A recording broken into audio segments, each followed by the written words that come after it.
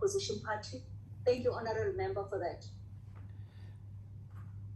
Thank you very much, Chairperson, and thank you for the colleagues that are present today for this debate.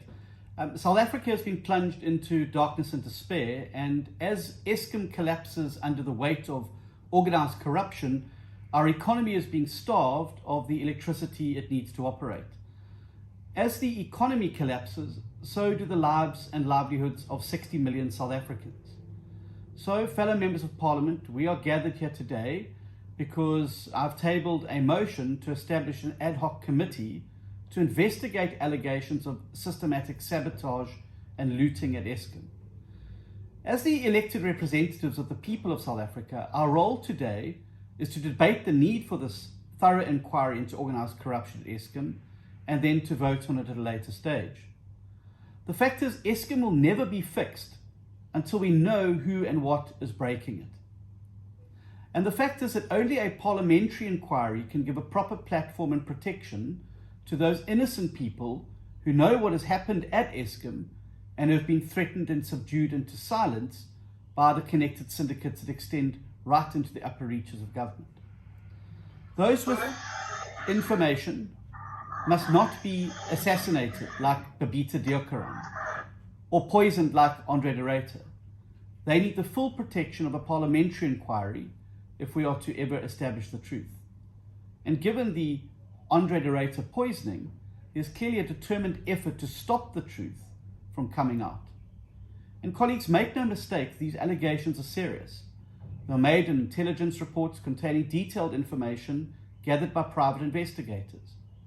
The reports tell us that 4 criminal cartels are operating inside Eskom, plundering its resources, bleeding it dry, and bringing our country to its knees.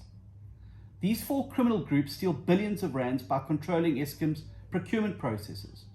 All the people in the buying and selling process are either part of the criminal cartel or they are bribed or compromised.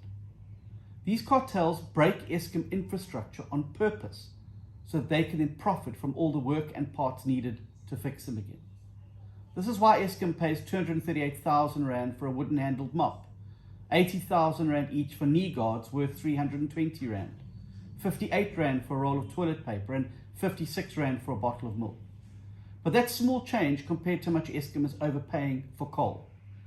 Let's be clear, the only objective of these 4 criminal cartels is to transfer vast amounts of public money, money meant to sustain our energy supply, to a small number of people to make them extraordinarily rich. Now, we shouldn't even need to debate this. Obviously, South Africa needs this inquiry, and we need to do it urgently, because we cannot fix Eskom until we know who and what is breaking Eskom. And it should be an easy decision for us today, because we are the elected representatives of the people of South Africa. Each of us swore an oath to uphold the Constitution, which says clearly that Parliament's role is to watch over the government and make sure the country is being run for the benefit of the people of South Africa. Each of us swore an oath to act in South Africa's best interest, to put South Africa first. So yes, it should be an easy decision. But there's a complication, because the intelligence reports link 2 senior members of President Ramaphosa's cabinet to the 4 criminal cartels. The report suggests that it is the ANC that is bleeding Eskom dry. It is the ANC that is profiting off Eskom destruction, and it is the ANC that is collapsing the economy. Yes, sadly, South Africa's leaders are also Eskom's bleeders. Indeed, the cartels are called the Presidential Cartel, the Mesh Kings Cartel, the Legendaries Cartel, and the Chief Cartel. The reports reveal that these ANC leaders pay cash for luxury cars, and they wash their hands in 15-year-old whiskey while the lights remain off. The report also reveals that a senior ANC leader exercises firm control of these contracts awarded. He controls people high up in the Mpumalanga power stations to approve contracts for friends and family.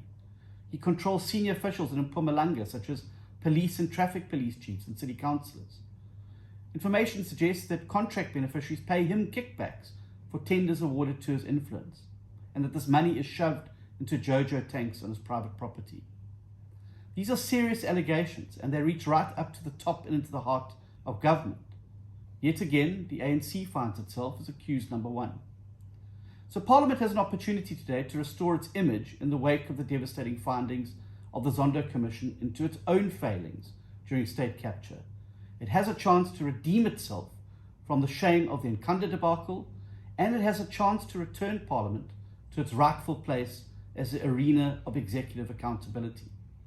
So the real question today is, will the ANC MPs choose to protect South Africa, or will they choose again to protect the ANC? Thank you very much, Madam Chair.